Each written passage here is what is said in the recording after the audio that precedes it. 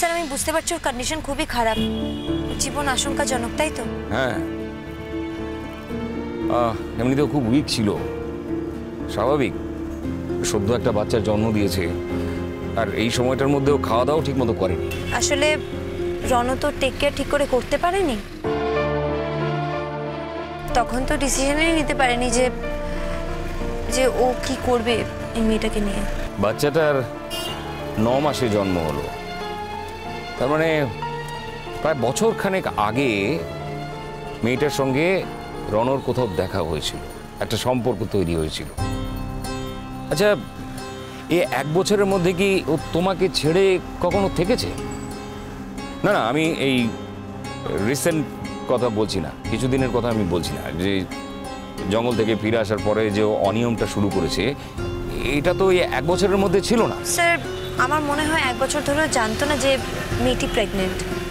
মেয়েটি যে ওর বাচ্চা ক্যারি করছে সেটাও ও জানতো না। মানে এটা হতে পারে যে 1 বছর আগে ওদের হঠাৎ দেখা হয়, ওদের মধ্যে একটা সম্পর্ক তৈরি হয়, অথবা এটাও হতে পারে যে মেয়েটি ওর পূর্ব পরিচিত, আগে থেকে ওকে চিনতো, আর হঠাৎ 1 বছর আগে ওদের একটা রিউনিয়ন হয় আর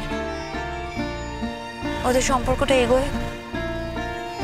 আর এছাড়া তো কিছু হতে পারে না, মানে আমার কোনো আইডিয়া নেই। দেখুন, এই কথা ঠিক যে ওদের মধ্যে কোনো সম্পর্ক না যদি তৈরি হতো তাহলে এই বাচ্চাটা তো পৃথিবীতে আসতে পারতো না, আর সেটা 1 বছর আগেই হয়েছে। তবে 1 বছর ধরে তো আমি ওর মধ্যে এমন কোনো সিমটম দেখিনি যার জন্য আমি কোনো কনক্লুশনে আসতে পারবো।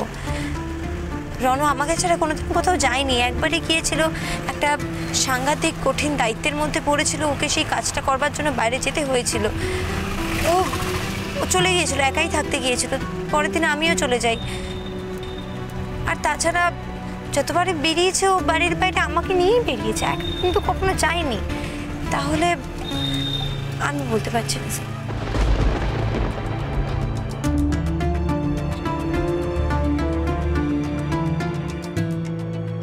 আমি শুধু এই কথাটাই ভাবতে পারছি না কিছুতেই, যে একই সঙ্গে দুটো মেয়েকে কি করে। না না স্যার প্লিজ, হয়তো দুজনকে একই সঙ্গে নয়, হয়তো 1 বছর আগেই ওর এই মেয়েটার সঙ্গে সম্পর্ক তৈরি হয়েছিল আর সেখানেই শেষ হয়ে গেছে। হয়তো ওদের মধ্যে একটা সাময়িক দুর্বলতা তৈরি হয়েছিল, সেই দুর্বলতা থেকেই ওদের একটা সম্পর্ক হয়। আর রণ হয়তো আগে থেকে জানতো না যে মেয়েটি প্রেগনেন্ট, আর যখন জানতে পারে তখন ডিসিশন নেয় যে মেয়েটির রেসপন্সিবিলিটি নেবে, আর তখনই ও এতটা ইনভলভড হয়ে পড়ে, যার জন্য এত বেশি যাতায়াত করা শুরু করে যে আমরা সবাই সেটা জানতে পারি। আর হতে পারে মেয়েটি ওর কাছ থেকে স্বীকৃতি চেয়েছে তাদের সম্পর্কের, তাদের সন্তানের, তার জন্যই মেয়েটা হয়তো সিঁদুর পরে বেড়ায়। মেয়েটির তো কোনো দোষ নেই স্যার। না না, কারোরই কোনো দোষ নেই, সব দোষ তোমার। স্যার আপনি আমার উপরে তো রেগে যাচ্ছেন কেন? মেয়েটিকে তো পৃথিবী ছেড়েও চলে যেতে হতে পারে, সেটা ভাবুন একবার। তারপরে বাচ্চাটার কি হবে? ডেফিনেটলি রণ ওই বাচ্চাটাকে তোমার কাছে নিয়ে আসবে, আর তখন তুমি বলবে হ্যাঁ আমি ওকে মানুষ করবো। স্যার দেখুন, আমরা কেউই চাই না যে মেয়েটি পৃথিবী ছেড়ে চলে যাক। আমরা তাই বাঁচার কথাই বলবো, আমরা তাই বাঁচার কথা ভাববো। আমরা এটাই চাইবো যেন মেয়েটি বেঁচে যাক। মেয়েটি মারা গেলে বা মেয়েটি না থাকলে কি হবে এইসব ভাবা তো এখন অবান্তর। না না, যদি ওই দুর্ঘটনাটা ঘটে যায় তখন তো তুমি এটাই করবে, এটাই করবে। তো আমার তো তোমাকে চিনতে বাকি নেই।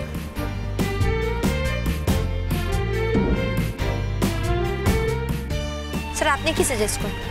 বাচ্চাটাকে ও কোথায় রাখবে? মাই গুডনেস, তুমি আমায় জিজ্ঞেস করছো আমি কি সাজেস্ট করছি? বাচ্চাটাকে যেখানে খুশি রাখবে, you don't have any responsibility. Sir আমি তো শুধু আপনাকে এটাই জিজ্ঞেস করেছি যে বাচ্চাটাকে কোথায় রাখবে ও, মানে সত্যি এত কিছুর পর তো বাচ্চাটাকে কোথাও রাখতে হবে। এটা তো হতেই পারে যে ওকে বাড়িতে নিয়ে যাবে। আমি তো বলিনি যে আমি রেসপন্সিবিলিটি নেব, বাড়িতে সবাই আছে, সবার কোলে পিঠে মানুষ হবে, বাচ্চাটা বড় হবে আস্তে আস্তে।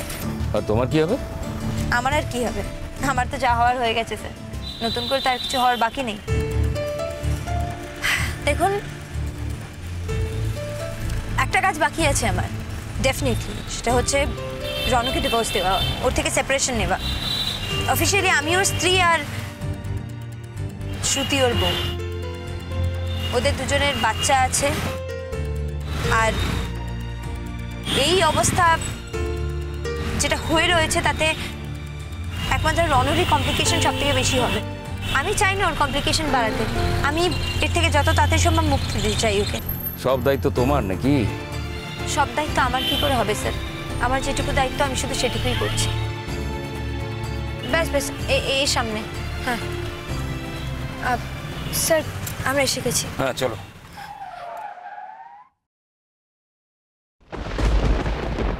মেয়েটাকে প্লিজ বাঁচানোর চেষ্টা করুন, না হলে রণ খুব কষ্ট পাবে। আমি একজন ডাক্তার, তোমার কি মনে হচ্ছে মেয়েটাকে বাঁচানোর ব্যাপারে আমি গাফিলতি করব? Sir please don't misunderstand me. আমি ওভাবে বলতে চাইনি। অ্যাকচুয়ালি এই সময় দাঁড়িয়ে আমি যে কথা বলছি এই অবস্থায় আমার কোনো কথা ধরবেন না। আমি শুধু এইটুকুই বলতে চাই যে ওই মেয়েটার কিছু হয়ে গেলে রনর খুব কষ্ট হবে। আর ওই বাচ্চাটার কথাও তো ভাবতে হবে না? জন্মানোর পর নিজের মাকে হারিয়ে দেবে, এটা কি কোনো জীবন স্যার? আমাদের যেতে হবে, তারা আছে। এসো।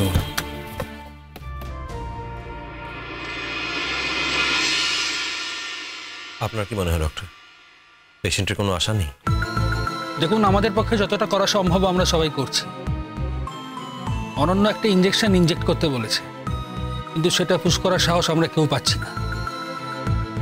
আমাদের গাইনি ডাক্তার সাহস পাচ্ছেন না। আর একজন ডাক্তার যদি কনফিডেন্স না পান তাহলে তাকে কখনোই জোর করা উচিত নয়। আমি তাই অনন্যকে খবর পাঠিয়েছি, ওরা এক্ষুনি চলে আসবে। ওরা বলতে?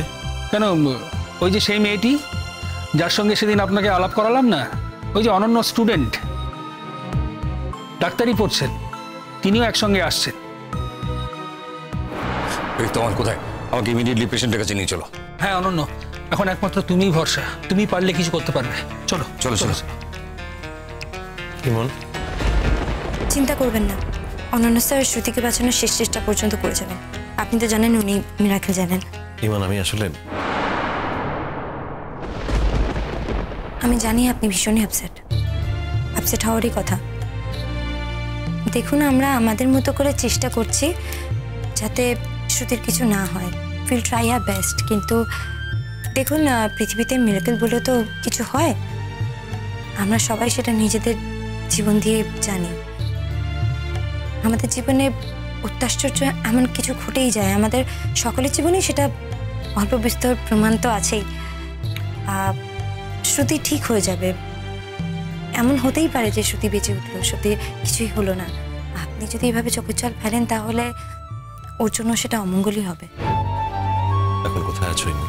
আছি কোথাও, এত বড় পৃথিবীতে থাকার জায়গার তো অভাব নেই, যদিও সেটা আপনার কনসার্ন না।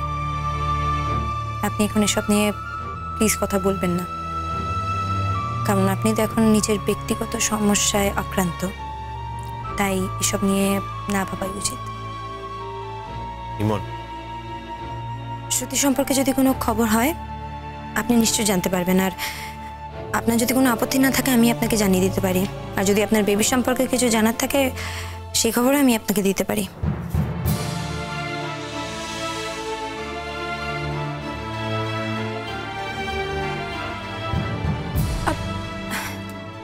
দেখুন, আপনি এত আপসেট হবেন না প্লিজ।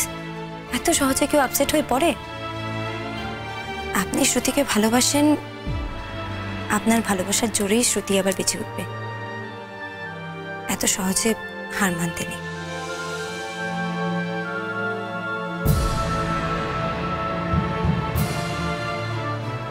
আজ আমি সারা পৃথিবীতে বড্ড একা ইমন, বড্ড একা। এক সময় মনে হয় হাত বাড়ালে যাকে ছুতে পারতাম, আজ সে যোজন যোজন দূরে চলে গেছে। যে দূরত্ব হয়তো কোনোদিনও আর অতিক্রম করা যাবে না। তবু ইমন, আমি আমার আদর্শের কাছে, আমার বিবেকের কাছে হেরে যাইনি।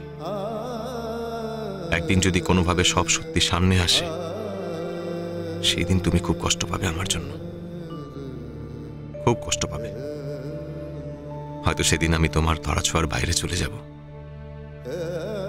হয়তো আমার জীবনটাই আমি আর রাখবো না, কিন্তু আমি মনে মনে ঠিকই কল্পনা করতে পারি তুমি তখন আর আমাকে ভুল বুঝতে পারবে না, কাঁদবে আমার জন্য তোমার চোখের জল পড়বে ইমন, চোখের জল পড়বে। কুসুম দোলা কুসুম